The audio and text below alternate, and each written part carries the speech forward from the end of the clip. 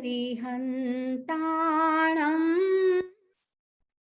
ॐ नमो सिद्धाणम् ॐ नमो आयर्याणम् ॐ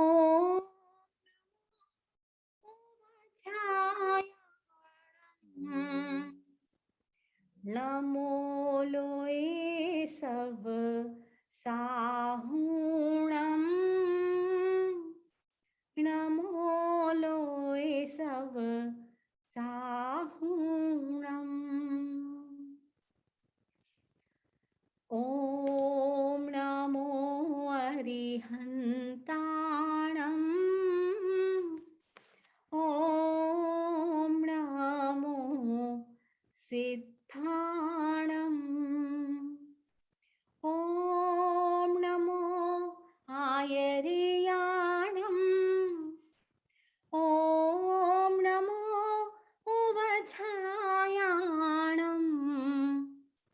नमो लोये सब साहुणम् एसो पंच नमोकारो सव पाव पणासनो मंगलाणं च सवेसिं परमं हवै मंगलम् परमं हवै मंगलम्। शासनपति भगवान महावीर स्वामी के चरणों में कोटिशः वंदन करते हुए प्रातः स्मरणीय परम पूज्य गुरुदेव श्री अरुण विजय जी महाराज साहेब के चरणों में भावभीनी शत शत वंदना। सुनीता बेन गुरु वंदना। साहेब जी मथेण वंदामि साहेब जी। इच्छामि खमा समणो वंदियूं जावणी जाए निस्ती आए मथेण वंदामि इच्छामि खमा समणो वंदियूं जावणी जाए निस्ती आए मथेण वंदामि इचकार भगवान सुहराई सुखतप शरीर निराबाध सुख संजम यात्रा निर्वहो छोजी स्वामी साता छेजी भात पाणी नो लाभ देशो जी इच्छामि खमा समणो वंदियूं जावणी जाए निस्ती आए मथेण वंदामि इचकार भगवान सुराय सुखतप शरीर निराबाध इच्छा का संदेश अभूठ्यमि अभ्यंतरम रायम खामेव इच्छम खामे मी रायम जंकिंची अपत्यम परपत्यम भत्ते पाणे विणय वया वच्चे अलावे सलावे उचासणे समासणे अंतर भाषाए उरी भाषाए जंकिंची मज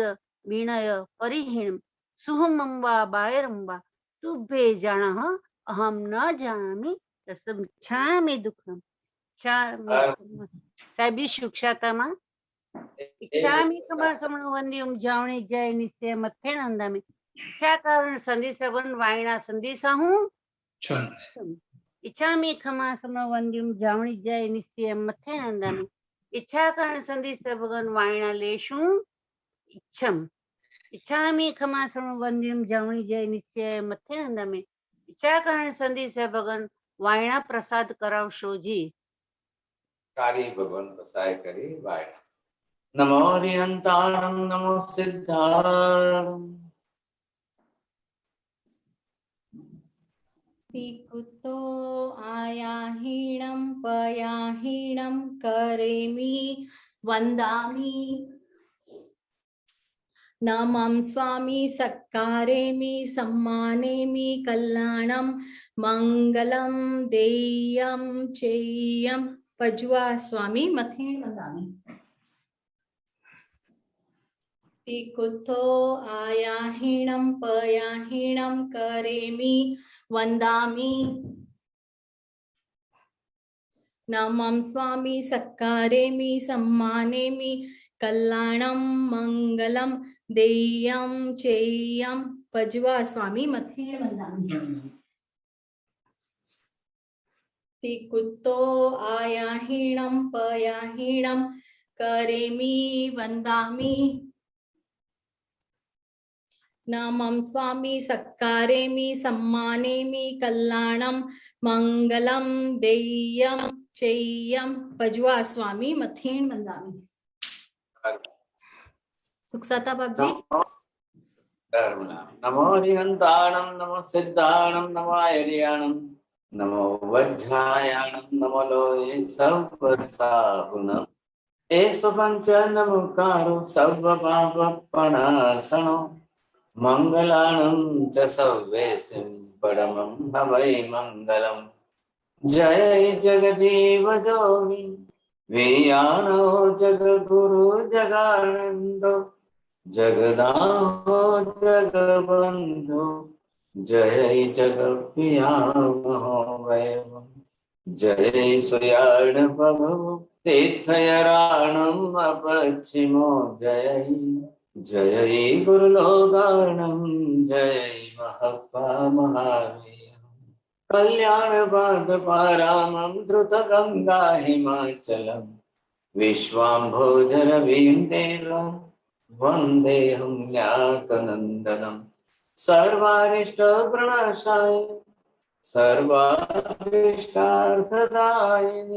सर्वलब्धि निधानाय श्री गौतम स्वामिने नमः। श्री सुधर्मा स्वामिने नमः। अज्ञानतिमिरान्धानां ज्ञानाञ्जनशलाकया नेत्रमुन्मीलितं येन तस्मै श्री गुरवे नमः। धर्मलाभ बहुत बहुत आशीर्वाद। मथेन वंदामि बाप जी। उगैसरे नमकार सिम बोर सिम 60 बोर सिम सुरगे गुरु मठे संबज खाए उगैसरे चवेम प्यारम देव प्यारम सागरम जन सवसंदयगण आयम बिलम बचका विगत सागरम लेवाय गयत सुफित तवणित वारिदम सवसन एकाश्रम व्याश्रम बचकाई दिव्यम प्यारम संकाम सागरम नाम कृष्ण संग गुरु मठन वारिदम सवसंदयगण पानस लेवना बहुलेवा ससितना सितना वसरे वो श्री रामी धर्मलाभ। सुखसाता पूछते हैं बाप जी। आज का क्वेश्चन आंसर का सेशन शुरू करते हैं। निखिल भाई, you can go ahead. मथेनंदमी साहेब जी, तमे आपने जो मेरे सवाल का उत्तर दिया था लास्ट में, कुछ में से 3 क्वेश्चन है। तो पहला क्वेश्चन ये है कि आपने जो समझाया था कि 7 कर्म जो है हमेशा कर्म बांधते रहता है। आयुष्य कर्म है वो 25% लाइफ जो बचती है उसमें से 4 भाग में से आयुष्य बांटता है अगले जन्म के लिए कि कितना आयुष्य अगले जन्म के लिए रहेगा। अभी हम तो सोपक क्रम की श्रेणी में आते हैं, तो आयुष्य कभी भी टूट सकता है। मानो एक्सीडेंट हो गया और उसी वक्त आयुष्य टूट गया, तो क्या, मेरे सवाल में ही मेरा जवाब है, मुझे वेरीफाई करना है, तो उस वक्त जो अपने तीव्रता भाव जो होंगे उसके हिसाब से आयुष्य बंधेगा, क्योंकि 25% लाइफ तो वह रहती ही नहीं है। मैंने जो आपको बताया है कि इसके अंदर आपको ये देखना है, भले ही आयुष्य सोपक्रम का हो, अब सोपक्रम का होने के बावजूद भी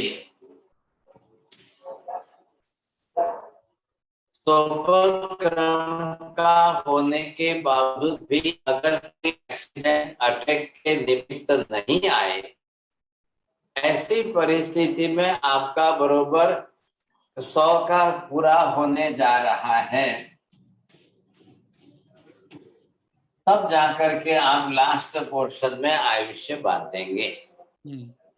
बरोबर है?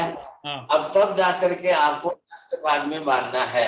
ये 25 बीत गया, ये 25 बीत गया, ये अब लास्ट के 25 बचे हैं, इसमें आपको बांध। लेकिन अगर सोपक्रम का तो है ये, और एक्सीडेंट या अटैक आ गए, अब एक्सीडेंट अटैक आ गए और आपको आयुष्य यहाँ टूट रहा है, तो अगर यहाँ ये है 50 का है और यहाँ अगर टूट रहा है, तो टूटने के पहले आपको चाहे 1 दिन पहले बांधो, चाहे 1 घंटे पहले बांधो, चाहे आधे दिन पहले बांधो, चाहे 1 मिनट पहले बांधो, उस समय आपको बांधे बिना ये आयुष्य पूरा होने वाला नहीं है। अच्छा, अनिवार्य नियम ये है, जनरल नियम वो है सही सोपक्रम होते हुए भी।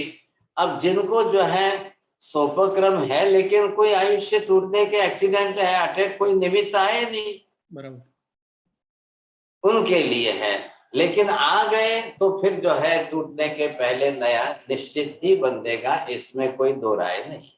ठीक है, समझ गया साहब जी। दूसरा क्वेश्चन ये है कि मैंने जब तत्वार्थ अभिगम का क्लास में पढ़ा था तो उसमें पंडित जी ने बताया था कि जब सोपाक्रम के हिसाब से जब आयुष्य टूटता है, एक्सीडेंट होता है, तो मानो 100 वर्ष का है या तो 70 वर्ष का आयुष्य है, 50 वर्ष पे एक्सीडेंट हुआ, टूट गया, उसी वक्त बोला गया, ये सीखा था कि हमारे शरीर के जितने छिद्र होते हैं उसमें से वो पूरा आयुष्य बाकी रहा हुआ आयुष्य पूरा कर देता है, जीव उसमें से निकल जाता है। वो सही बात है क्या सर? इसको छिद्र से मतलब क्या है?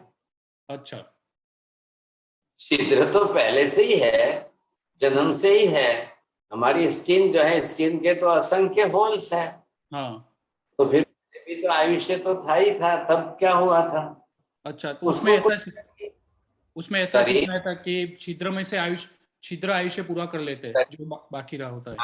सुनिए थोड़ा, शरीर से छिद्रों से किसी से कोई मतलब नहीं है। उस समय जब एक्सीडेंट होता है, अटैक होता है, अब 100 बरस का आयुष्य हो और 50 बरस में एक्सीडेंट या अटैक होता है, तो उसी समय जो तड़पन है, वो जो वेदना है, पीड़ा है, उसमें साथ में आयुष्य पूरा होता है। I am giving the example that is the 20 ton truck वजन, 20 टन के वेट वाली ट्रक चले और कोई उसमें खिला लगे और पंक्चर होवे तो कितनी हवा निकलेगी? कौन सी बाकी रहेगी? कौन सी हवा निकलेगी साहब? तो वो तो है ही नहीं साहब, वो एक्सीडेंट है। अब 20 टन का इतना ओवरलोड वेट है, वजन है, और खिला लगते ही टायर बर्स्ट हो गया, तो उसी टाइम पूरी हवा निकलनी है। तो यहाँ शरीर और छिद्रों से कोई संबंध नहीं। उस समय आपका एक्सीडेंट जितनी तीव्रता है, क्या अब प्लेन क्रैश होता है, एयर क्रैश होता है, तो कितनी तीव्रता रहती है। अब वहां तो 1 मिनट भी आदमी नहीं बचता है ना, 1 मिनट भी। लेकिन 1 मिनट के 60 सेकंड में से जितनी सेकंड की तीव्रता रही, वाइब्रेशन जो है, वेदना की पीड़ा जितनी रही, तो उस समय वो नया आयुष्य बांधेगा तभी छूट। क्योंकि देखो, कर्म बंध करने में आत्मा को एक समय भी लग सकता है, 10 समय भी, समय मतलब सेकंड का भी असंख्यात भाग है, तो एक समय में भी बांध लेते हैं, 2 समय में भी बांध लेते हैं, 10 समय में भी बांध लेते हैं। तो उसमें तो बरोबर है कि आयुष्य तो टूटता है तो पूरा ही हो जाता है, किसी का बचता नहीं है बस। ठीक है, समझ गया। अच्छा साहब जी, तीसरा जो क्वेश्चन है वो पिछले उत्तर में से ही था। तो आपने बताया था कि 7 कर्म जो रहता है, जीव हमेशा हर पल हर क्षण बांधता रहता है। तो उसमें बताया था आपके जीव जब वूम में आता है, गर्भ में आता है, तब भी बांधता रहता है, तो वो कैसे होता है? क्योंकि वो उसको इतनी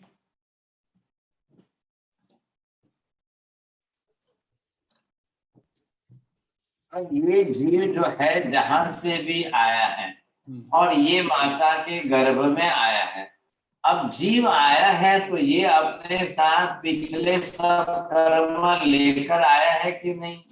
हाँ, पिछले जन्म से 8 कर्म साथ में लेकर के आया है। और जैसे जीव ने अभी जन्म तो लेगा तब की बात है, ये तो गर्भ प्रवेश है और ये टाइम जो निकलने वाला है। तो अब शास्त्रों में महावीर स्वामी ने क्या कहा है आपको कि ये जिस तरह से जीव जो है अपनी पर्याप्तियां पूरी करता है, ये पहली पर्याप्ति आहार पर्याप्ति है, दूसरी शरीर बनाना है, तीसरे के अंदर इंद्रियां बनाना है, चौथी के अंदर श्वासोश्वास लेना है, पांचवी पर्याप्ति में भाषा बोलना है, और छठी लास्ट पर्याप्ति के अंदर मन बनाना है। ये 6 पर्याप्तियां हैं साहब। अब ये 6 पर्याप्तियां जिस तरह से बन रही है, इन 6 पर्याप्तियों को बनने में कितना टाइम लग रहा है? 8 मिनट के अंदर पहली पर्याप्ति बनी, दूसरी 8 मिनट में दूसरी पर्याप्ति बनी, तीसरी 8 मिनट में तीसरी बनी, चौथी 8 मिनट, 8 मिनट ओनली, तो उसके अंदर 4 हो गई। अब ये 5वीं बन गई। अब इसके बाद में लास्ट पर्याप्तियां तो ये कितना हो गया 48 मिनट का टाइम, 48 मिनट का 2 घड़ी का समय बचा है। और इतने से 2 घड़ी के समय के अंदर जो है शरीर रचना पूरी हो गई सर। आहार भी ले लिया, शरीर भी बनाया, इंद्रियां भी हो गई, श्वासोश्वास लेना शुरू कर दिया, भाषा और मन। अब आप साइंस पर मत जाइए, science will say that after the 3rd month the life is coming and everything, वो साइंस के विचारों में अलग है। लेकिन यहाँ पर महावीर स्वामी ने कहा है पहले 2 घड़ी 48 मिनट में सब कुछ कंप्लीट हो चुका है। अब उसके बाद में तो खाली सिर्फ ग्रोथ डेवलपमेंट है। अब जैसे जैसे मदर की तरफ से आहार मिलता जाएगा ग्रोथ बढ़ती जाएगी। इधर देखिए, अब मन बन गया साथ में, वचन योग आ गया, और काया है ही है, काया वचन और मन तीनों योग बन गए। अब कर्म आत्मा साथ में लेकर आया है, तो गर्भ में बालक के विचार चालू है। अच्छा। अब वो कर्म के अनुसार है, अब जिन कर्मों के अनुसार वो आया है तो उन पुराने कर्मों के विचार चालू है। ऐसी स्थिति में कर्म के विचारों में राग द्वेष तो बने हुए हैं, क्योंकि ये कर्म है, इसमें मोहनीय कर्म है, इसमें वेदनीय कर्म है, इसमें 8वां कर्म है, तो विचार चालू है सब। विपाक सूत्र आगम शास्त्र है, 11वां अंग शास्त्र जो है विपाक सूत्र है। और विपाक सूत्र के अंदर एक ऐसा दृष्टांत महावीर स्वामी दे रहे हैं कि गौतम स्वामी गए हुए हैं और वहां दृश्य देख रहे हैं और पूछ रहे हैं भगवान को आकर के, हे भगवान ये क्या बात है, क्या कारण है ऐसी परिस्थिति में। फिर भगवान पिछले जन्म का उत्तर देते हुए उसका कारण समझा रहे हैं, और उसके कारण के अंदर कह रहे कि ये जीव अभी माता के गर्भ में आया हुआ है और ये बाप को कैसे मारना है उसका प्लानिंग कर रहा है। अब विचार चल रहे हैं।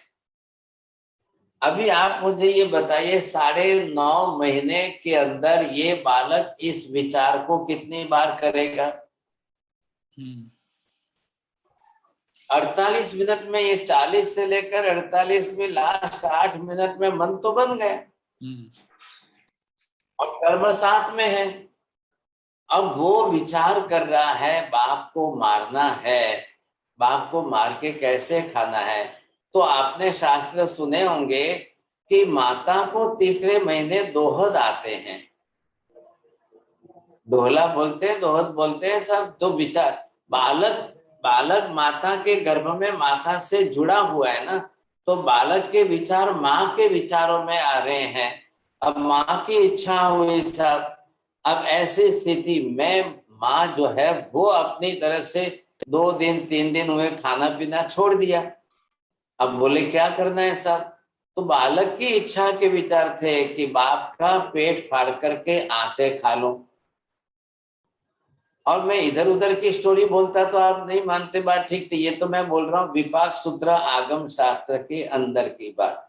जब गौतम स्वामी ने आकर महावीर स्वामी को ये प्रश्न पूछा कि हे भगवान, इज इट पॉसिबल, क्या ऐसा हो सकता है? तब महावीर ने कहा जरूर हो सकता है।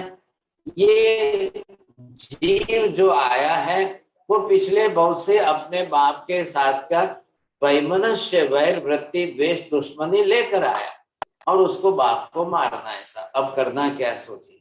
तो ये प्रश्न आया कि हे भगवान ये जीव मार सकेगा क्या? तो उसने अपनी तीव्रता माता के विचार में लाई।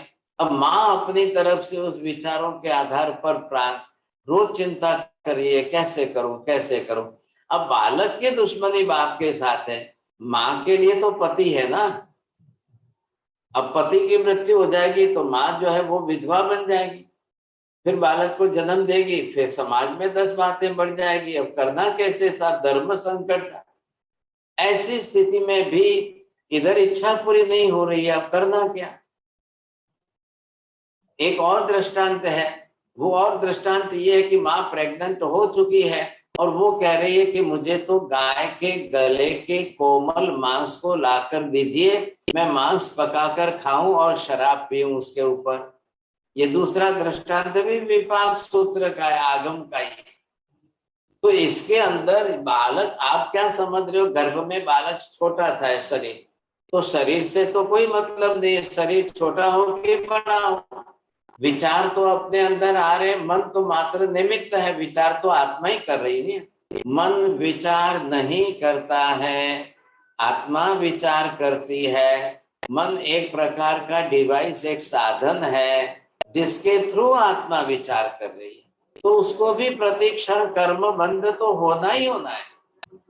अब जैसे कोई अबॉर्शन करा दे 1-2 महीने में, तो वो बालक मरे तो उसकी भी गति होगी कि नहीं होगी? 1 महीने में कराया, किसी ने 1.5 महीने में कराया, किसी ने 2 महीने में कराया, एबॉर्शन के अंदर वो पंचेंद्रिय जीव है, उसकी मृत्यु तो हो गई। अब उसका क्या करेंगे? वो भी तो कर्म बांध के ही जाएगा, उसको जाकर दूसरी जगह जन्म लेना है, वापस जाएगा, जन्म तो लेगा ही लेगा, निश्चित है। ये चलना ही, कर्म तो बांधना है साहब, कर्म में रहे तो भी जीव कर्म बांधेगा। समझ गया sir. Veena ji, you want to go ahead? हाँ साहिब जी, आपने जो बताया कि माँ के गर्भ में जो बच्चा है उसको ऐसी इच्छा होती है, अगर माँ शुरू से ये नवकार मंत्र और धर्म की आराधना करे तो बच्चे पर कोई असर होती है? वो उसका वो कर्म जरा क्षय होता है? देखिए, माँ के कारण बच्चे का कर्म क्षय होना नहीं है, जीव स्वतंत्र है। Each and every living being is the independent, separate. अब वो माता के गर्भ में आकर उसने अपना जन्म लेना है शरीर बनाने के लिए, तो और कहाँ जा सकता है? माँ के गर्भ के सिवाय तो शरीर रचना नहीं हो सकती है, कहाँ जाएगा, क्या करेगा? लेकिन अब माँ जितने धर्म आराधना करे, उससे ये है कि उसके संस्कार पर जो है ज्यादा असर हो। अब उसके संस्कार जो उदय में आने वाले हैं उसके कर्मों से वो थोड़े दबे रहे, थोड़े ढके रहे, समझे? जब उसके संस्कार जो है, एक एग्जाम्पल लो कि बालक के कर्म जन्य संस्कार 5,000 और माँ ने अगर 50,000% का धर्म आराधना कर लिया, तो उसका प्रेशर इतना रहेगा कि उसके 5,000 यूनिट के जो कसाय है या संस्कार है वो दबे रह जाएंगे। उसको प्रकट होने में, जो 1 साल में प्रकट होने, वो 10 साल के बाद प्रकट होंगे। ये फायदा जरूर हो सकता है, लेकिन अब माँ के कारण बच्चे के कर्मों का क्षय तो नहीं होता है ना। वो बच्चा वो खुद अपने कर्मों का क्षय करेगा, तब की बात तब। Vijay ji, go ahead. साहब जी, आपने, मेरे 2 प्रश्न है। एक, जो आपने जो गर्भ में जो आत्मा जो आता है, उसका कोई माँ बाप का कोई कुछ कंट्रोल होता है या कोई इन्फ्लुएंस हो सकता है? वो कैसे आता है, कौन सा आत्मा आता है, ऐसे कोई?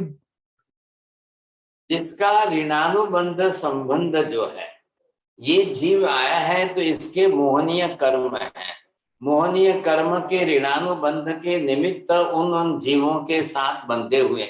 अब ये भी पास्ट लाइफ में जहां से आया है, तो वहां भी तो उसके रिलेटिव्स थे कि नहीं थे? वहां उसके रिलेटिव्स में कौन थे, क्या थे, कैसे लोग थे, कितने लोग थे? फिर वहां से आ रहा है तो उसके साथ में यहाँ कौन जुड़ेंगे? तो वो पर्टिकुलर उसी माँ बाप के गर्भ में आना है,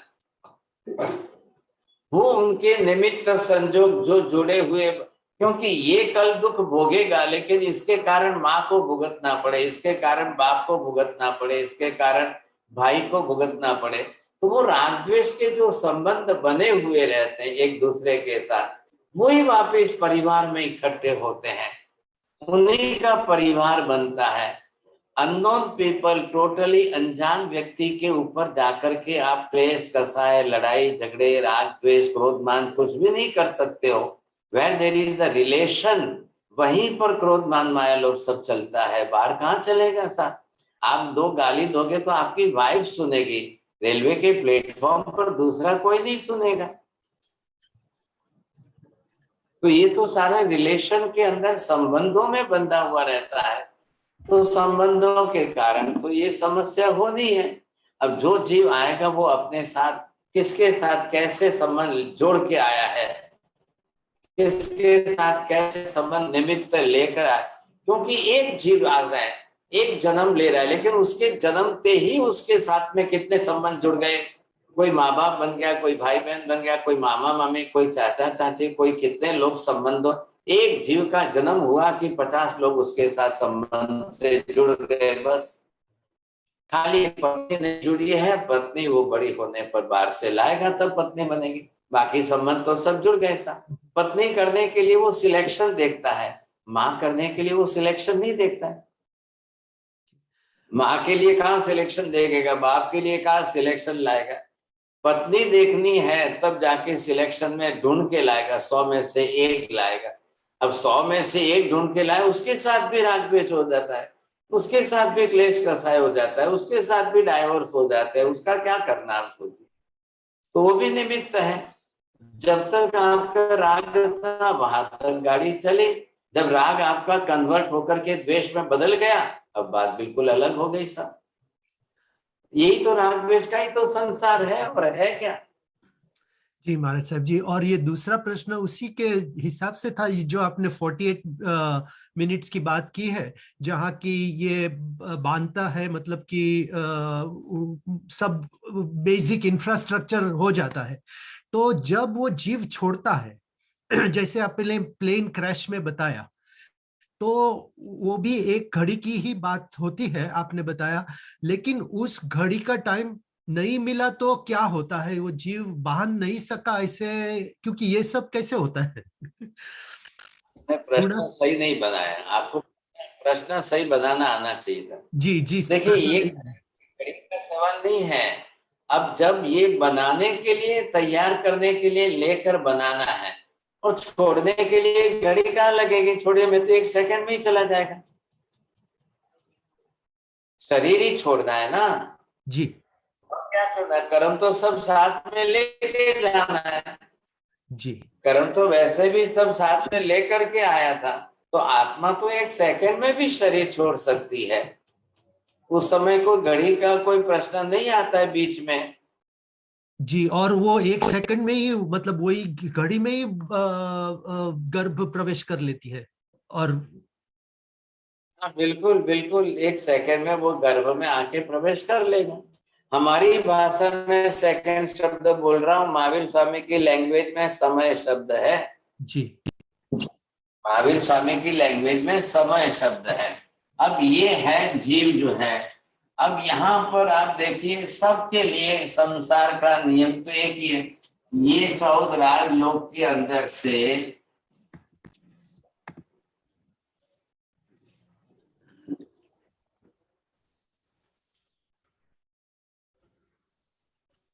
ये है 10वां प्राणत देवलोक है, इसको कहते हैं प्राणत देवलोक।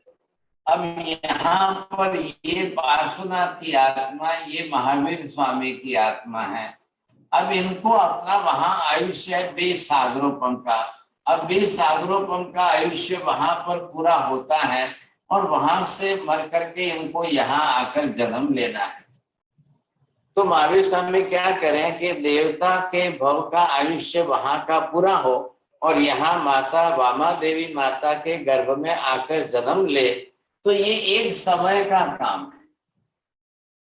जैसे ही वहां शरीर छोड़ा, इतनी स्पीड में जीव आया, माता के गर्भ में प्रवेश। अब वो फिक्स है कि वामा देवी माता के गर्भ में ही आना है। फिर आप ये मत बोलना, प्रश्न मत करना कि वो इतनी बड़ी सोसाइटी में कहाँ जाएगा, किसको पूछेगा साहब।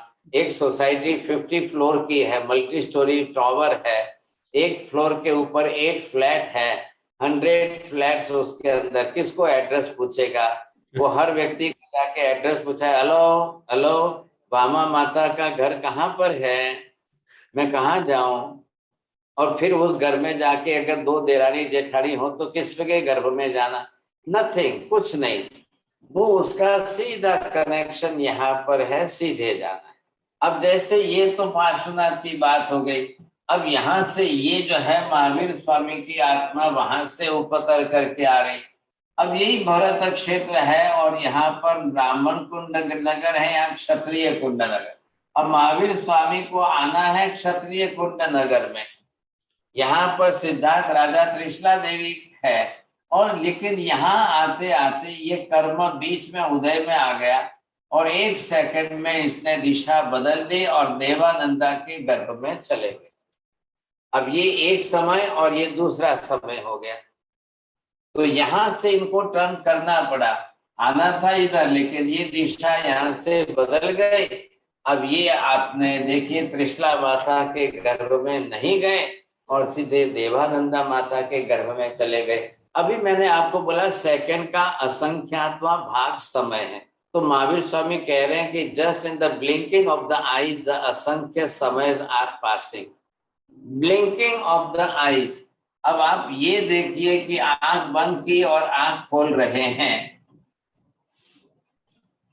अब 1 समय, 2 समय, 3 समय, 4 समय, ऐसे करके अब आप समय की गणना करिए।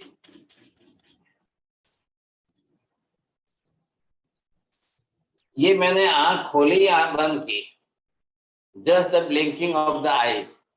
अब इतने के अंदर आप देखिए कितने समय हो गए, असंख्य समय बीत गए। अब इस असंख्य समय में से एक समय ये लिया, इसमें 7 कर्म का बंध है। दूसरा समय ये लिया, इसमें 7 कर्म का बंध है। तीसरा समय ये लिया, इसमें 7 कर्म का बंध है। क्योंकि विचार चालू है ना, मन चालू है, विचार आ रहे हैं। तो विचार आएंगे तो किसके आएंगे? राग द्वेष के विचार होंगे, और राग द्वेष सतत हमारे विचारों में चल रहे हैं। क्लेश का साय हमारे विचारों में सतत चल रहे हैं। अब उसके कारण कर्म बंध होना ही होना है। 7 लिखा इसलिए कि आयुष्य नहीं हो रहा है, इसलिए 7 कर्मों का नाम नंबर लिखा है। बस बात इतनी सी है। इसीलिए साहब जी बोलते हैं कि एक आंख के पलकारे में निगोद का जीव 17.5 बार जन्म और मरण करता है, राइट? बिल्कुल सही बात है। तो अब 17.5 बार तो समय यही है, ये आंख की पलक का समय तो यही हुआ। अब इसके अंदर उसका जन्म मरण हो रहा है, तो 17.5 बार का मतलब मिनिमम से मिनिमम 256 आवली का 256 आवली का एक जन्म।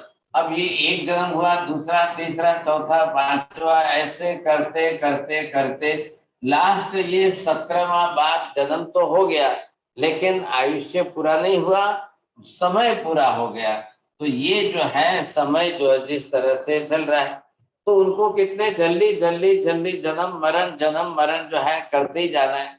आपने वो लाइटें देखी है ना, छोटी छोटी, फास्ट जो है जल्दी बंद चालू होती है, वैसे इनका जन्म मरण जन्म मरण। तो नियम तो यही बैठेगा, मरने के पहले उनको भी जो है अपना आयुष्य कर्म तो बांधना ही बांधना है। आयुष्य कर्म बांधेगा, बाकी के 7 कर्म बांधेगा, तब जाके ये शरीर छोड़ करके दूसरे शरीर में जाएगा। यही प्रक्रिया उनके लिए भी है। तो साहब जी जो बोलते हैं कि जो आत्मा, जो जीव का इच्छा पूरा नहीं हुआ है, वो आत्मा भटकती रही थी, वो गलत बात है ना? गलत नहीं है भाई साहब, आप गलत क्यों कह रहे हो?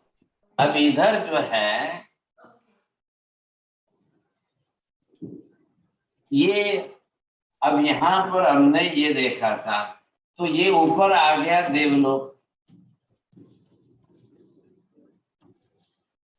ये है नीचे नरक, ये हमारा मनुष्य क्षेत्र।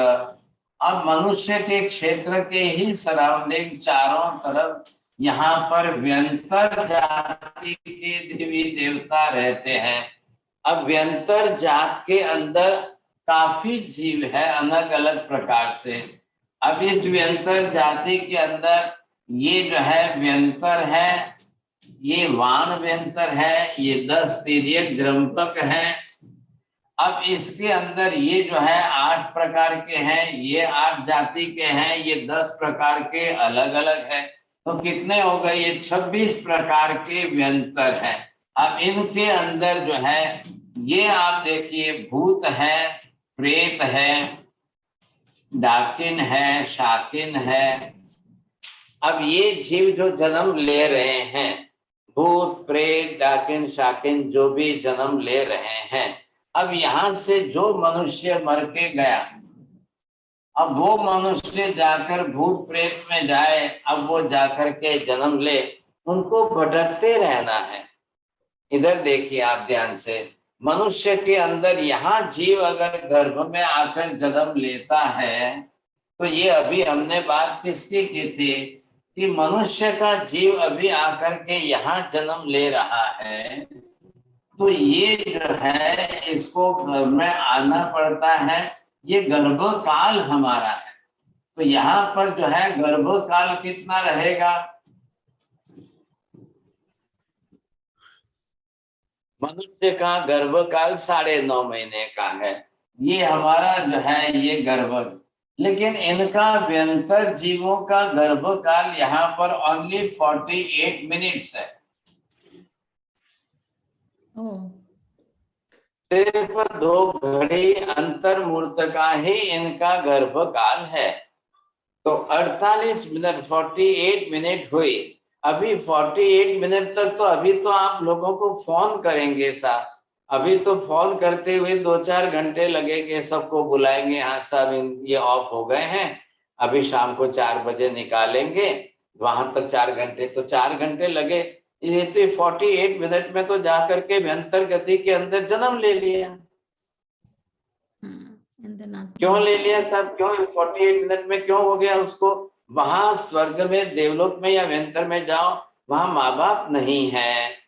आगे बात समझ में, वहां माँ बाप नहीं है तो माता के गर्भ में जाना ही नहीं है। वहां पर जो उत्पन्न होने के लिए वहां पर जो फूलों की शैया है या जो भी है, तो वहां जाकर के जन्म लेने में वैक्रिय वर्गणा के पुद्गल परमाणु लेने, तो वैक्रिय वर्गणा के पुद्गल परमाणु लेने में उसको सिर्फ जो है 48 मिनट में ले करके शरीर बना करके 49 मिनट में दौड़ने लग जाता है।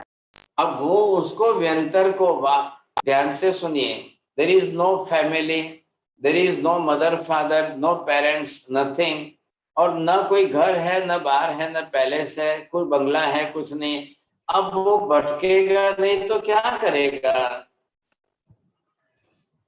तो वहां पर व्यंतर जात में जाकर भटकना, ऐसे रखड़ते रहना, भटकना। अब कितने जीव हैं वहां पर व्यंतर जात में?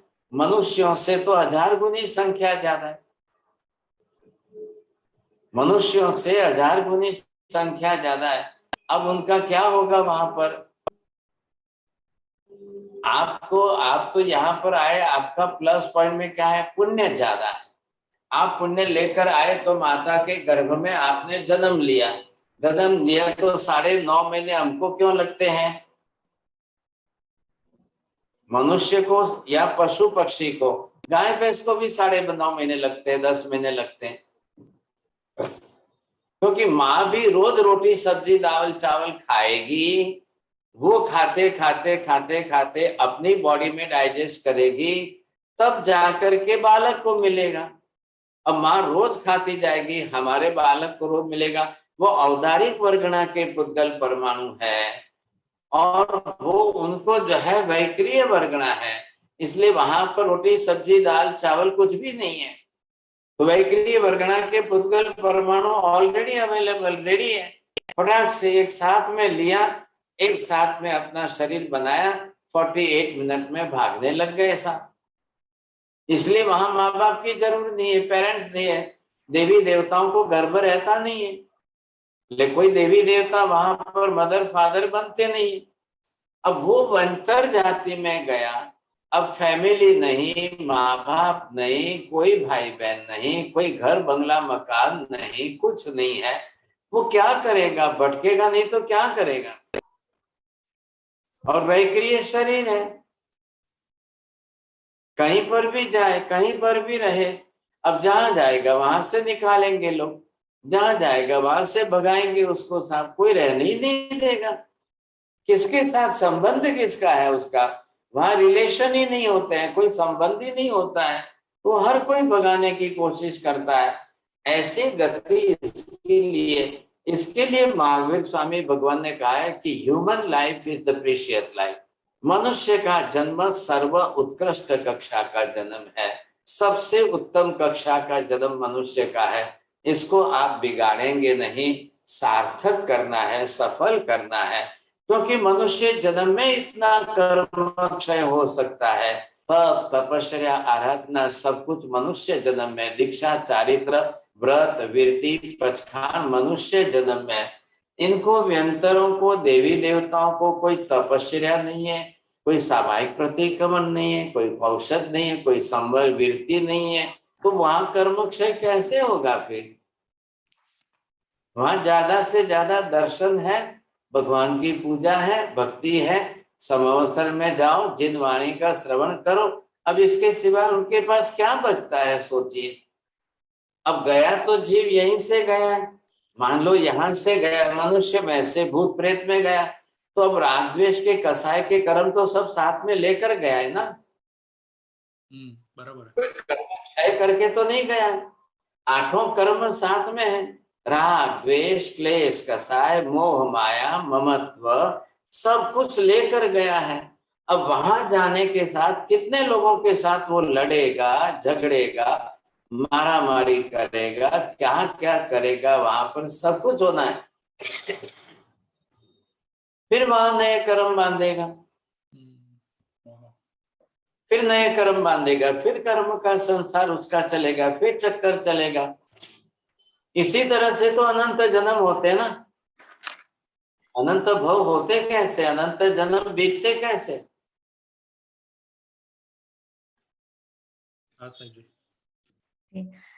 आई थिंक अब क्वेश्चन आंसर होल्ड करके हम गुरुदेव श्री जी के प्रवचन का लाभ लें। हाँ।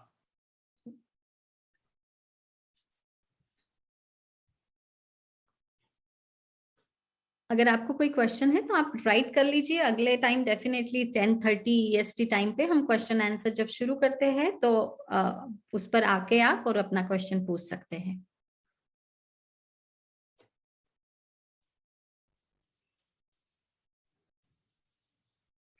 हमारा सब्जेक्ट जो चल रहा था आयुष्य के ऊपर आने वाले उपक्रम। उपक्रम सीधे अर्थ में either it is of the accident और it is of the attacks. अब ऐसे कौन से कारण है कि जिनसे आपका आयुष्य टूट सके? एक बात और ध्यान में रख लीजिए, एक कर्म जो है वो आयुष्य है और दूसरी तरफ 7 कर्म है। अब इन 7 कर्मों के अंदर जो है, इधर आपका ज्ञानावरणीय है, ये दर्शनावरणीय है, मोहनीय है, ये अंतराय कर्म है, नाम गोत्र है, ये वेदनीय है। अब ये 7 कर्म है और किसी आघात से, एक्सीडेंट से, अटैक से एक भी कर्म नहीं टूटता है और सिर्फ आयुष्य टूट रहा है।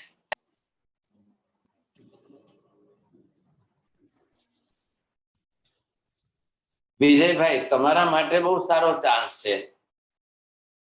તમારે જે છે તરત સામે જે સબ્જેક્ટ આવે એમાંથી પ્રશ્ન ઉભા કરવાની મેન્ટાલિટી છે, એટલે તમને બહુ સારો ચાન્સ છે કે આમાં કેમ ને આમ કેમ, એટલે તમારા માટે થઈ ગયો પ્રશ્ન તૈયાર। अब मैं आपकी मेंटालिटी से सामने से तैयार करके दे रहा हूं।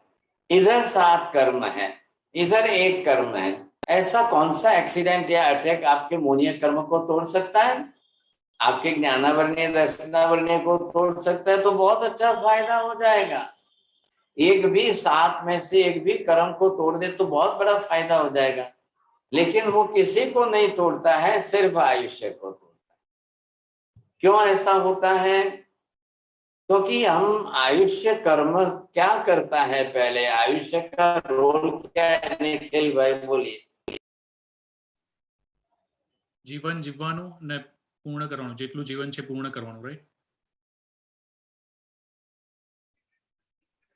चलिए नवीन भाई बोलो।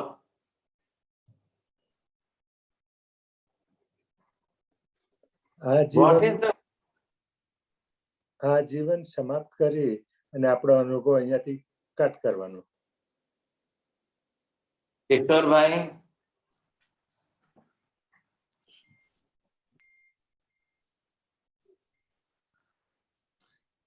चलो मीनाबेन तुमने आवड़શે. अच्छा बोलिए साहब. सविता जी बोलिए.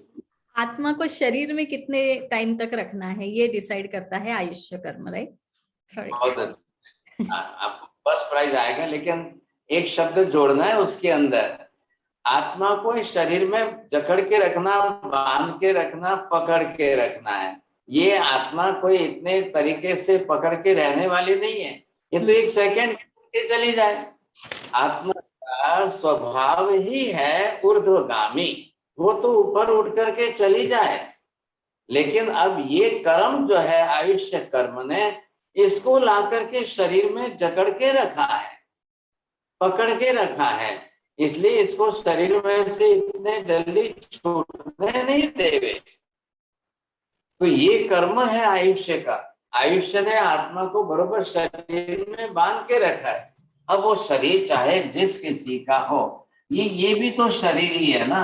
अब ये भी शरीर है और इसके अंदर ये जीव है. अब ये अपने तरह से इस शरीर के अंदर रह रहा है. अब ये जो है तो इसका भी अपना आयुष्य कर्म है. तो ये जीव आया तो अब इसमें रहेगा, तो ये कब तक रहेगा? ये इसका पर्टिकुलर आयुष्य है. अब शरीर चाहे जैसा भी हो, फिश का शरीर, मछली का शरीर जैसा भी है, लेकिन ये इसका आयुष्य कर्म है. तो इसको बरोबर इस शरीर के अंदर जो है ये बांध के रखेगा, पकड़ के रखेगा, छोड़ने नहीं देगा साहब. अब कब तक रखेगा? इतने वर्षों तक का समय है. कितने टाइम का है? जो कर्म अपना आयुष्य का लेकर आइए वो है. लेकिन अब ये छोटी मछली को बड़ी मछली खा जाएगी, तब ये बेचारी कहाँ जाएगी? तुरंत मृत्यु होनी है इसकी. तो ऐसी स्थिति के अंदर सब जीवों के लिए यही है, सबके लिए इसी प्रकार से जो है कर्म का काम निमित्त चल रहा है साहब.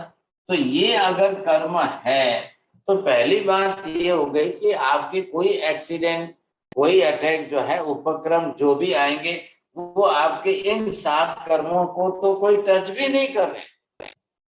ये कर्म तो हमको अपने को भुगतना है, या फिर समझदारी से आप इनकी निर्जरा करिए. उदीर्णा करके भी निर्जरा होती है, हम वैसे भी कर सकते हैं. अब सवाल कोई आयुष्य कर्म की निर्जरा हम नहीं करते हैं, वो नेचुरली रोज हो रही है. वो हमारे श्वासोश्वास के साथ चल रहे हैं. तो ये उपक्रम जो आयुष्य कर्म जो है, अब ये हमने बांधा है, उपार्जन किया है. अब ये जिस तरह से आपका शरीर चल रहा है, अब इसके अंदर आपको ये देखना है कि यहाँ आत्मा है और आत्मा के घर में ये हमने आयुष्य कर्म बांध के रखा है क्या? इसके भी ये सब पार्टिकल्स है ना. पार्टिकल्स मतलब क्या है? कार्बन वर्गना के परमाणु है. तो ये कार्बन वर्गना के जितने परमाणु ये हमने बांध करके रखे हैं अंदर.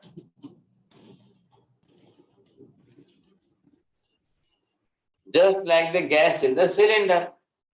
अब यहां से एक उठा करके ये हमारे श्वासोश्वास की प्रोसेस चल रही है साहब. तो जिस तरह से श्वासोश्वास की ये जो प्रक्रिया आपकी चल रही है, तो रेगुलर आपके आयुष्य के ये परमाणु जो है ये श्वासोश्वास के साथ में निकल करके बाहर जा रहे हैं. ये आपका आयुष्य कर्म निरंतर जो चल रहा है, इसके हिसाब से आपके यहाँ पर प्रमाण कम होता जा रहा है. जीवन जो चल रहा है, तो यहाँ ये आ गई 0 डिग्री. अब यहाँ से आप चलिए 10, 20, 30, 40, 50, 60, 70, 80, 90 और ये 100. कितना लखो विजय भाई? 100. अच्छा, अब आपने कितना पास किया है? आप ये पूरा करते करते करते आपने अपनी तरह से जितना कम किया, तो ये आपके जैसे just like the cylinder you are using in your kitchen making the kitchen recipe. अब आपका कम होते गैस कम होती जा रही है. तो ऑलरेडी विजय भाई ने अभी कितना है, ये 50 अब ये 60, अब ये 70, ऑलरेडी 70 पास्ट अवे, अब बचा 30 का बचा है आपका। तो जितने दलिक है ये पार्टिकल्स जो है, अब 30 के हिसाब से इनके इतने पार्टिकल्स और बचे हैं सब। अभी तक इनकी लाइफ के अंदर कोई ऐसा एक्सीडेंट या अटैक अभी तक नहीं आया कि जो इनके आयुष्य को तोड़ सके। है तो सोपक्रम ही है, उपक्रम वाला ही है, लेकिन तो आपका प्लस पॉइंट पुण्य का जो है कि आपकी लाइफ में अभी तक कोई एक्सीडेंट, कोई अटैक ऐसा नहीं आया, इसलिए चल रहा है, आपका रेगुलर रूटीन में है। अब ये रूटीन आपके चलते चलते आपकी लाइफ में से इतने बरस जो है घटते गए। अब आप मेजरमेंट आप करिए, मेजरमेंट करते करते आप जो है जिस तरह से आप चल रहे, यहाँ आपको 100 में पहुंचना है, अभी आप यहाँ 70 पर पहुंचे हो, तो ये आपका काउंटिंग 10, 20, 30, 40, 50, 60, 70, अब 80, 90, 100 ये आपका काउंटिंग है। अगर मान लो कल भी कोई एक्सीडेंट आ जाए, कोई अटैक आ जाए, व्हाटएवर टाइप ऑफ, हम ये नहीं कह सकते हैं, लेकिन अब एक्सीडेंट अटैक आए, लेकिन आपके इसके सामने अगर ये आपका जो है पुण्य का प्रबल अगर रिजल्ट अच्छा हो, ये पुण्य का लेयर है। अब एक लेयर है, ये दूसरा लेयर है, ये तीसरा लेयर है, अब ये प्लस में पुण्य है आपका, एक्स्ट्रा पुण्य।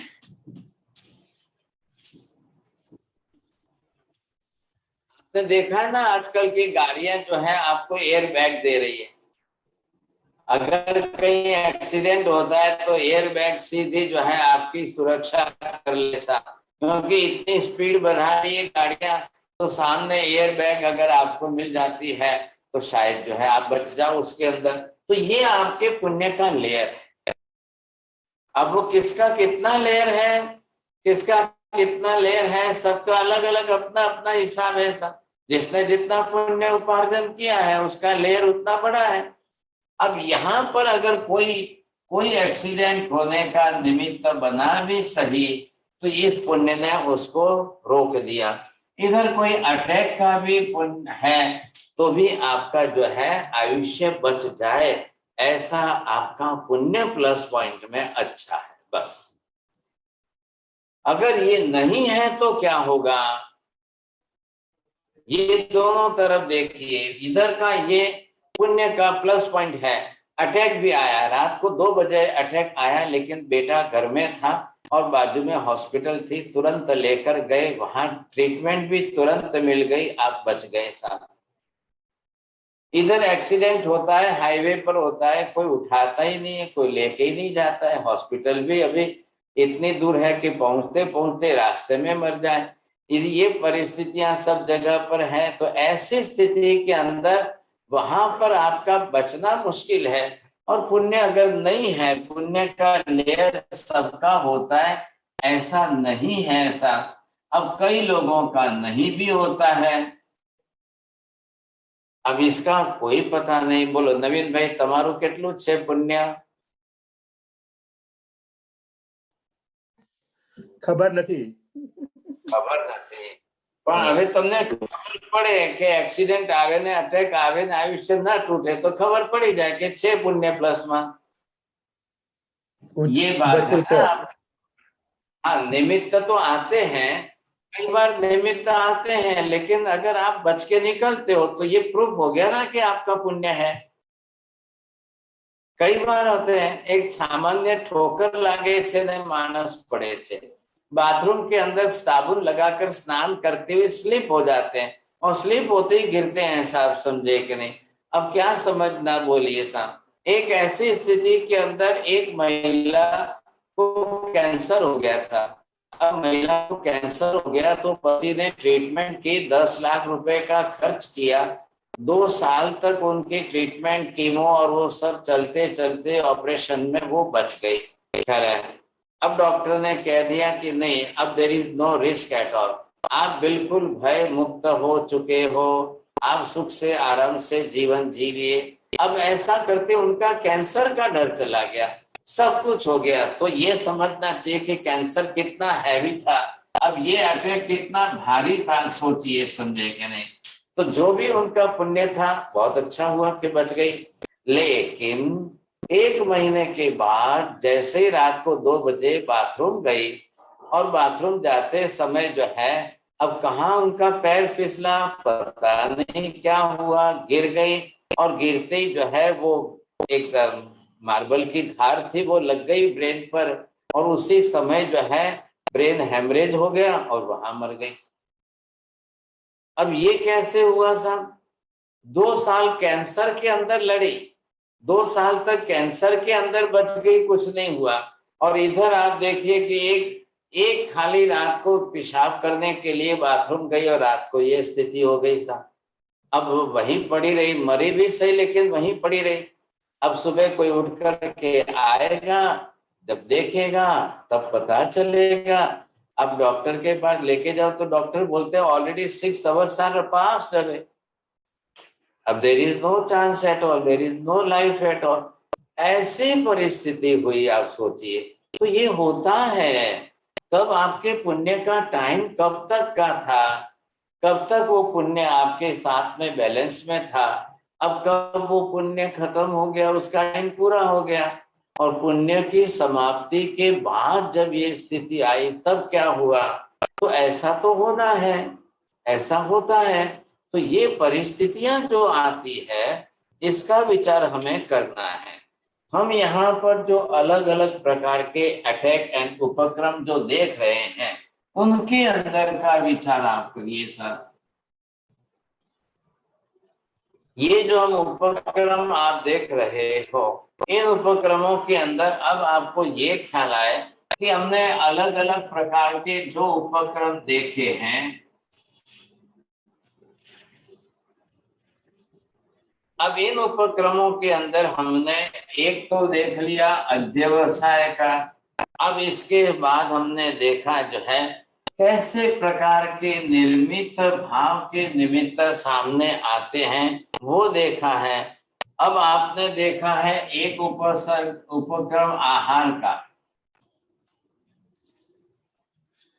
हम सभी अच्छी तरह से समझते हैं कि आहार जो है, ऊपर से जानते हो आहार तो शरीर टिकाने वाला, आहार तो हमारा शरीर चलाने वाला है ना। आहार तो वैसे भी अनिवार्य है, आवश्यक है। लेकिन अब लोग जो है किस किस प्रकार का कैसा आहार करते हैं। अब किसका आहार कैसा है, किसका आहार कैसा है सर। अब आहार के अंदर आप ये देखिए, अगर कोई अति आहार करे तो, कोई ऐसा विपरीत आहार करे तो, कोई विकृत आहार करे तो, कोई पॉइजनस चीज का आहार ले ले, कोई ऐसी पॉइजनस वस्तु हो उसी को आहार में ले ले, कोई सर्वथा आहार करे ही नहीं, अनशन कर दे, तो ये सब निमित्त तो है ना, समझे कि नहीं। तो ये भी कारण कल आपके शरीर में जाकर विकृति कर दे। जैसे कि नॉनवेज वालों को भी कहा गया है कि वो नॉनवेज ईटर हैं तो उनको किसी भी हालत में दूध दही छाछ उसके साथ नहीं ली जाती है। जैसे कोई पपीता के साथ दूध दही का आहार नहीं आना चाहिए, फ्रूट सलाद बनना नहीं चाहिए, मिल्क शेक होना ही नहीं चाहिए। विपरीत आहार, विरुद्ध आहार जो है वो उनको साथ में नहीं लेना है। जैसे प्याज वगैरह के साथ कोई लू लेते हैं, कोई ऑनियन के साथ दूध दही छाछ बना लेते हैं, कोई मूली के साथ दूध दही छाछ ले लेते हैं, कोई लोग फिश खाने वाले फिश के साथ, वो जाकर पॉइजन खड़ा करता है। वो विपरीत परिस्थिति या विकृति ला करके खड़ा करता है, और ऐसी परिस्थिति में आकर के वो भी एक प्रकार का आहार का उपक्रम बनता है, और उपक्रम जाकर के आयुष्य को तोड़ देता है। तो कई लोगों के जीवन में हुआ है, आपने भी तो सुना है ना, फूड पॉइजन किसको बोलते हैं। फूड पॉइजन सुना तो होगा आपने, आपको नहीं हुआ होगा वो बात अलग है। जिन लोगों को हुआ है तो फूड पॉइजन के अंदर ऐसी चीजें खाने में आ गई और वो जाकर के उनके शरीर में पॉइजन की इफेक्ट खड़ी कर दे सकते। क्योंकि अब होटल वाले हैं, बाहर वाले हैं, तो वो लोग जो है वो तो फेंकते तो नहीं है ना। अब 3 दिन भी पड़ा रहेगा तो फ्रिज में रख देंगे, फिर वापस आपको गर्म करके खिला देंगे। वही परिस्थिति आ रही है। तो ऐसा तो होना ही है। हमको बच के कैसे रहना है ये आपको देखना है साहब। क्या है, कई वाले अब होटल वाले अपना नुकसान नहीं करते हैं। आज की इडली पड़ी है, खमन पड़ा है, ढोकला पड़ा है, कई चीजें पड़ी है, वो 2 दिन भी रखेंगे, 3 दिन भी रखेंगे, फिर वापस देंगे, फिर वापस ऐसा करेंगे। तो ये जो करना है वो तो करेंगे ही करेंगे साहब। ऐसी स्थिति के अंदर जो है ये हमको देखना है। आप सुबह चले गए होटल में, आपको होटल में जाकर के तुरंत ऑर्डर दिया, खाने लग गए, आपने थोड़ी किचन में देखा, आपने ये थोड़ी पूछा है कि ये कब का है, कल का है, परसों का है, कितने दिन का है। अच्छा, साइंस ने आज ये प्रूव तो कर दिया है कि फ्रिज का रखा हुआ भी कैंसर कारक है, उसमें कार्बन की इफेक्ट इतनी ज्यादा हो जाती है। अगर आपको डेली का फ्रेश मिलता है तो क्यों फ्रिज में स्टोरेज करो। ऐसी भी तो कुछ बातें समझनी चाहिए ना। एक हमारी क्लास चल रही है एवरी फ्राइडे 8:15 to 9:15 IST। तो वो जो है जैन आहार और आरोग्य, जैन धर्म का आयुर्वेद के साथ क्या रिलेशन है, हमारे डाइट का, आहार का जो है जैन धर्म के साथ क्या नियम है, और आयुर्वेद के हिसाब से हमको कैसा आहार लेना चाहिए। मतलब आजकल जब चल रहा है जंक फूड का, फास्ट फूड का, ये मैकडोनल्ड वाले, डोमिनोज वाले, वालनट वाले, सब जगह पर पिज्जा, पास्ता, बर्गर यही चल रहा है। अब ऐसी स्थिति के अंदर कैसे कैसे पदार्थ बनते हैं, कैसे बनाए जाते हैं, किस किस प्रकार के पदार्थ होते हैं, अब उनके अंदर कितना नुकसान होने के चांस होते हैं साहब। आप तो ऑर्डर दे दिया, जाकर के बैठकर खा लिया आपने तो कभी देखा ही नहीं कि किसमें से बन रहा है, कैसा है, फ्रेश है कि नहीं है। तो आहार भी कई बार हमारा आयुष्य तोड़ने के निमित्त बन जाता है। आहार भी हमारा आरोग्य का नुकसान करता है। क्या करेंगे आप, कैसे करेंगे, सोचिए। अब आहार लेना तो अनिवार्य है, मृत्यु के अंतिम दिन तक हमको तो खाना पीना तो जरूरी है। शरीर तो आहार कैसे बना है, तो बिना इसके तो चलने वाला नहीं। तो कहां तक कैसे आहार का क्या। अब इसलिए जैन शास्त्रों के अंदर भी आहार के बारे में बहुत गहन विचारणा की गई है। क्या बहुत गहन विचारणा करके आगम शास्त्रों में ओक निरुक्ति आदि में भी आता है, या हारा, मिया हारा, पिया हारा, ऐसे आगम के अर्धमागधी लैंग्वेज के वर्डिंग्स है वहां पर। अब ये सारी बातें हम थोड़ी डिस्कस कर रहे हैं एवरी फ्राइडे 8:15 to 9:15 की क्लास में। वो स्पेशली जो है जैन डाइट एंड हेल्थ के सब्जेक्ट में चल रही है। अगर आप लोगों को इंटरेस्ट हो तो you can join the classes. अब यहाँ पर हम देख रहे हैं सर्वथा अनशन। जैसे संथारा लेते हैं ना, आहार का त्याग कर देते हो, हमको आहार लेना ही नहीं है, आहार का ही त्याग कर दिया है, तो फिर वो आयुष्य को तोड़ने ही वाला है। आप कितने दिन जिएंगे, 2 महीने, 4 महीने की, 1 महीने की, 1.5 महीने की, जिसका जितना शरीर जैसा पावरफुल है। तो लेकिन ये जरूर समझ लेना, संथारा लेने के पहले मेडिटेशन का अभ्यास अनिवार्य है।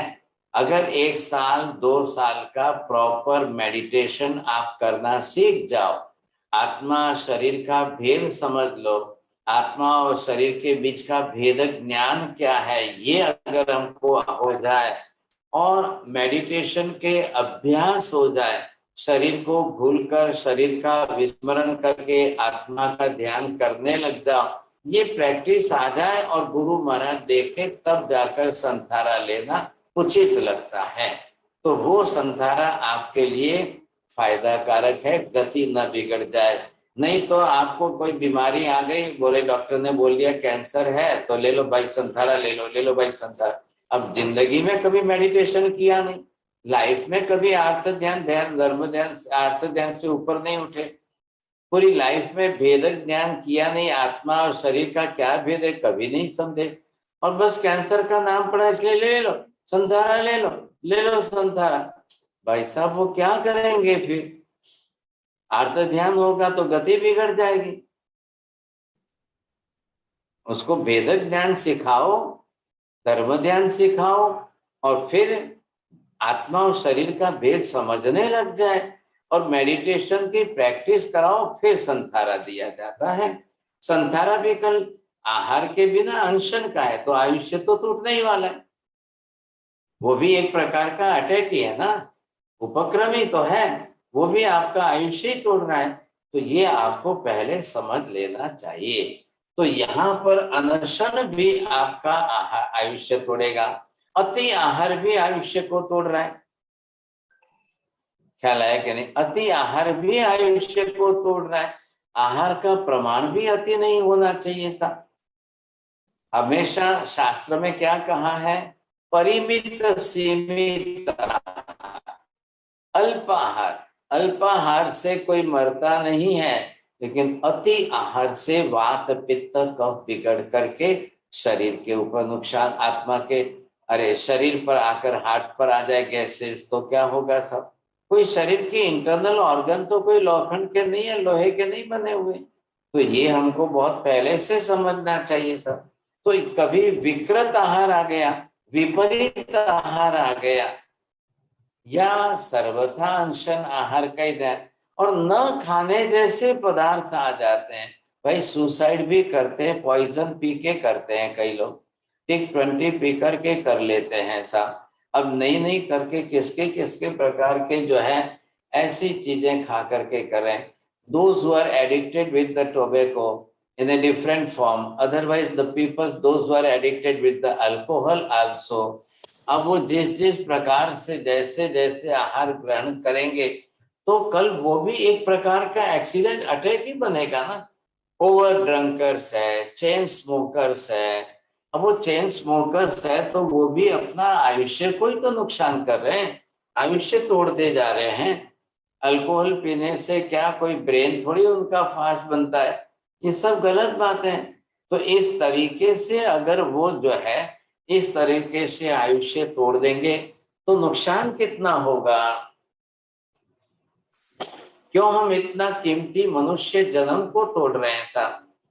अब ऐसी स्थिति के अंदर मनुष्य का शरीर है, ये बात निश्चित है कि आहार के ऊपर ही चल रहा है।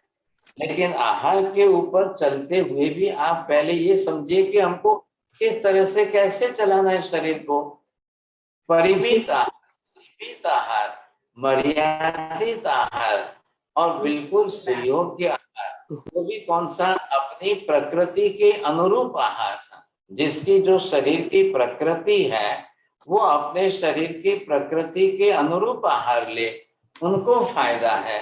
आप अपने शरीर की प्रकृति से विपरीत जाएंगे तो नुकसान है। आपने घी तेल हैवी ले लिया, अब घी तेल आपने हैवी ले लिया, लेकिन घी अगर पिग फैट से बना हुआ है तो it will create the cholesterol, LDL बढ़ा देगा, और एलडीएल ज्यादा बढ़ गया तो कोलेस्ट्रॉल भी आपका आयुष्य तोड़ देगा कल। फिर वो ब्लॉकेज लाएगा तो ब्लड सर्कुलेशन नहीं होगा तो हार्ट पर एस्केमिया की प्रॉब्लम आ जाएगी, तो हार्ट बंद पड़ जाएगा सब। ये हमको देखना बहुत जरूरी है। अगर आप समझ जाते हैं तो आप अपना आयुष्य बचा सकते हो, क्योंकि पहले हम कीमती जन्म ये समझेंगे वो ही काम आएगा, नहीं तो नहीं काम आएगा सब। अब ये अगर हम समझते हैं कि आहार भी, देखो शास्त्र में कहा है गुजराती में पण आहार जीवाड़े पण खरो ने आहार मारे पण खरो। आहार कब आपका तारक बनता है, आहार कब आपका मारक बनता है, ऐसा।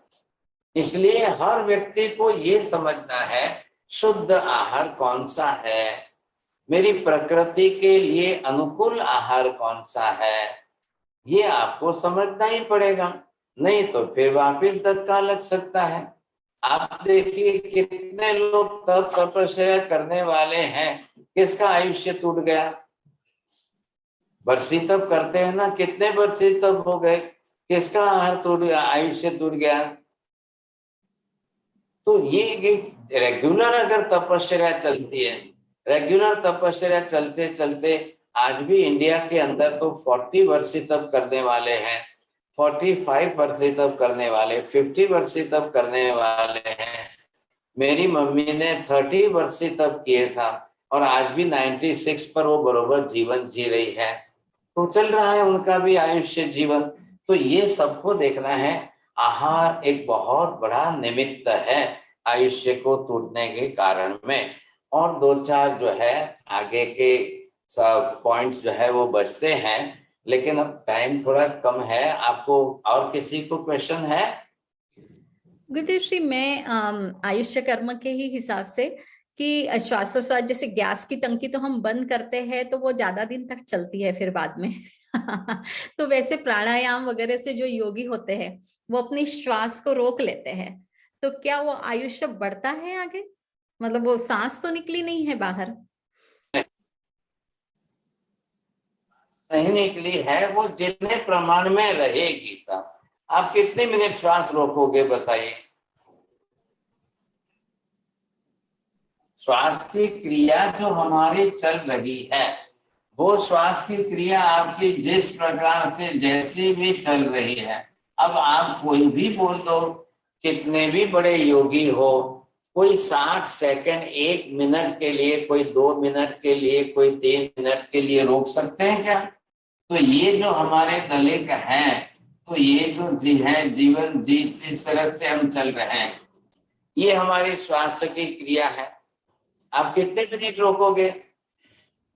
तो आयुष्य कर्म कोई टाइम से बंधा हुआ नहीं है, ये आपके पार्टिकल्स के साथ लिमिटेड है। कंपनी आपको गैस का सिलेंडर देती है तो टाइम लिमिट लिख कर नहीं देती है कि ये सिलेंडर आपका 1 बरस तक चलेगा, 1 महीने तक चलेगा। It depends on of usages, how much you are using that. वैसे ही हमारा भी है। तो ये जो चल रहा है, जिस तरह से चल रहा है, तो उसको पहले आप समझने की कोशिश करिए। कोई योगी दुनिया में ऐसे नहीं है कि जिन्होंने घंटों के घंटों तक श्वास रोक ली हो। साहब कोई योगी नहीं है दुनिया के अंदर। घंटों तक श्वास रोकने वाले कौन हो सकते हैं? किसी ने नहीं रोकी।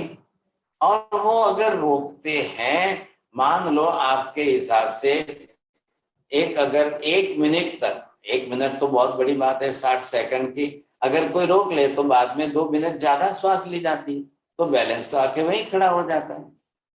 तो रोकना या आयुष्य बढ़ाना नहीं है, उसको जो है नॉर्मल करते हुए उस लेवल तक पहुंचना है बस।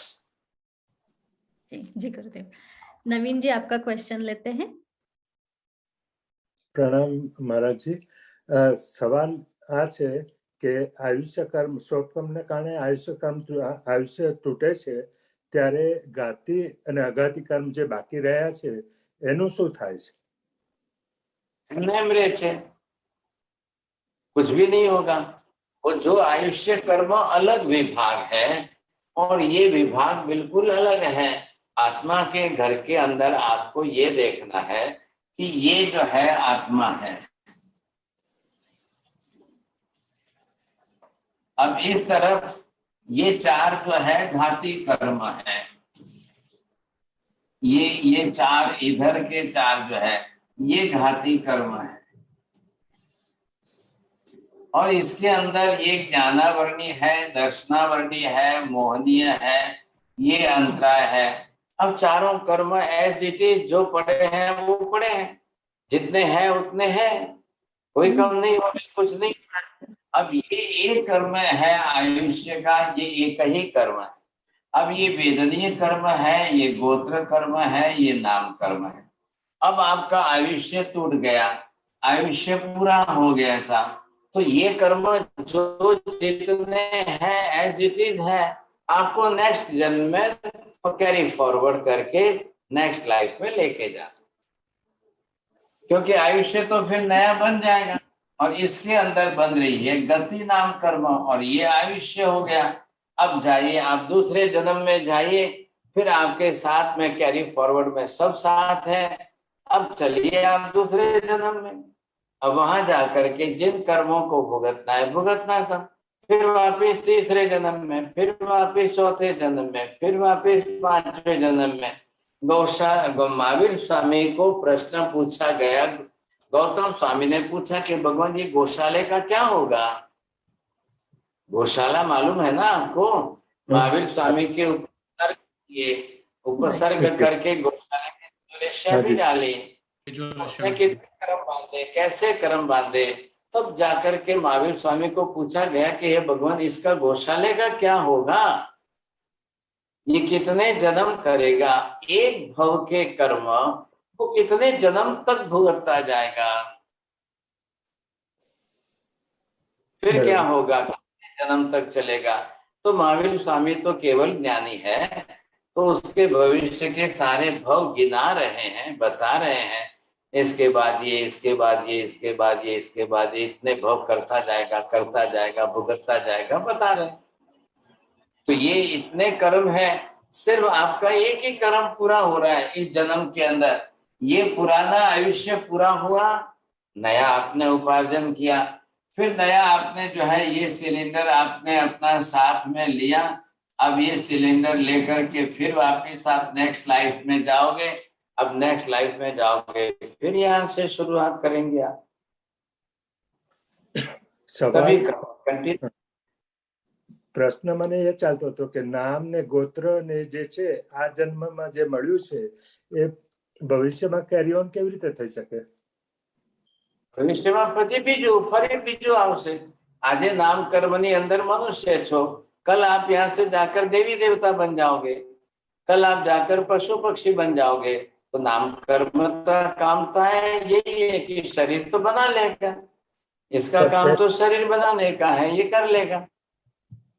એના અનુભવ જે લેવાના છે કે જેનાથી જે શીખવાનું છે એ ક્યાં જશે? જે what I need to learn from that, no? ये ज्ञानावरणी है ना।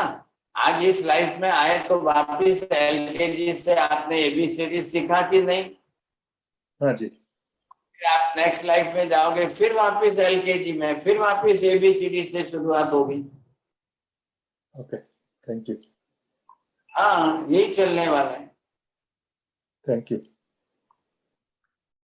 शायद अब किसी को क्वेश्चन नहीं है गुरुदेव श्री जी। आप श्री भी विहार में हैं, तो आप श्री के आहार की, विहार की, आपके संयम यात्रा की, सभी की ओर से मैं खूब खूब सुख साता पूछती हूँ तथा खूब खूब धन्यवाद आप श्री को कि आपके अमूल्य ज्ञान की धारा बस बहती ही जा रही है। तो खूब खूब थैंक यू गुरुदेव श्री जी। और पधारे हुए सभी साधर्मिक बंधुओं को भी सादर जय जिनेन्द्र यहाँ पधारने के लिए। मैं कुछ सूचनाएं दे दूं बाप जी। जैना की वेबसाइट पे ही गुरुदेव श्री jaina.org पे गुरुदेव श्री जी के आज तक के प्रवचन, ये वाले जैना कर्म थेरेपी के सारे प्रवचन की लिंक वहां पर है। इट्स वेरी इजी वेबसाइट, आप बस जाइए, आपको अपने आप सारी लिंक मिलती जाएगी। जैन डाइट के बारे में भी और भी जो क्लासेस हैं उनकी लिंक, उनके पासवर्ड, उनके इंडियन टाइम के हिसाब से सब कुछ वहां बहुत डिटेल में धीमेन भाई ने किया हुआ है। तो आप jaina.org पे जाइएगा, आपको सारी इंफॉर्मेशन वहां पर क्लासेस की मिल जाएगी। तथा यूट्यूब पे भी अभी तक की जितनी भी क्लासेस है, आप सिर्फ अगर नाम लिखेंगे गुरुदेव श्री जी का तो वो कई लिंक आ जाती है। तो आप पिछले कोई भी सब्जेक्ट, कोई भी क्लासेस को ज्वाइन कर सकते हैं। यही मथेन मंदामी बाप जी मंगलिक कल आते हैं। नमो सिद्धाणम नमो हरियाणम नमो वज्रायणम नमो लोहे सर्वसाहुणम हे सुपंच नमस्कारो सर्व पापप्रणाशनो मंगलानं च सर्वेसिं परमं हवै मंगलम। मंगलम भगवान वीरो मंगलम गौतम प्रभु मंगलम स्थूलिभद्राज्ञ जैन धर्मोस्तु मंगलम। चत्तारि मंगलम अरिहंता मंगलम सिद्धा मंगलम साहु मंगलम केवली पन्नतो धम्मो मंगलम।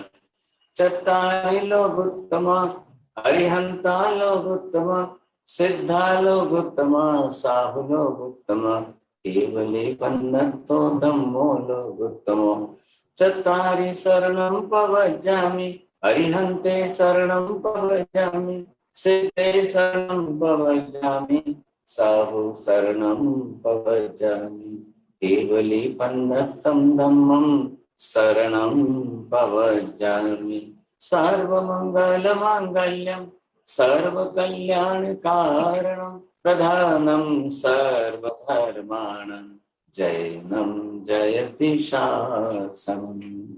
धर्म लाभ बहुत बहुत आशीर्वाद। विकार वंदना साहेब जी। મથેણ વંદામી મથેણ વંદન. મથેણ વંદામી સાહેબજી સુખ સાતામાં રહેજો. અને સાતામાં રહેજો સાહેબજી. कृतज्ञोस्मि कृतज्ञोस्मि कृतज्ञोस्मि गुरुवर मथेन वंदामि।